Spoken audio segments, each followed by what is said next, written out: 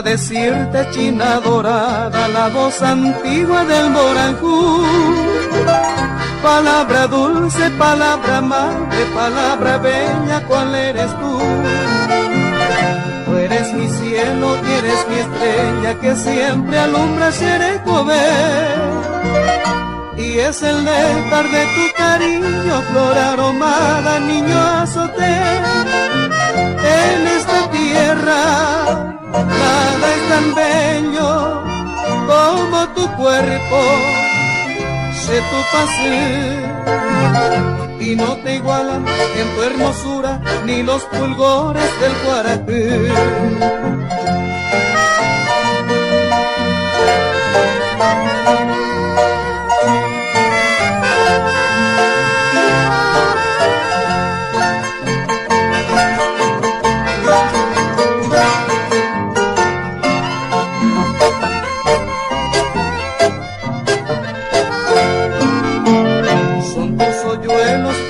Encanto por cuya causa se ataroba.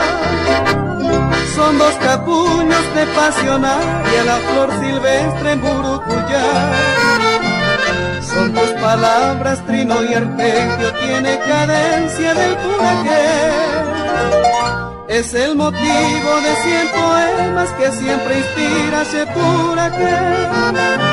Tienen tus ojos tierna tristeza y la negrura del Ibapurú, el centelleo de dos puñales que languidecen el Caarú, el centelleo de dos puñales que languidece el Caarú.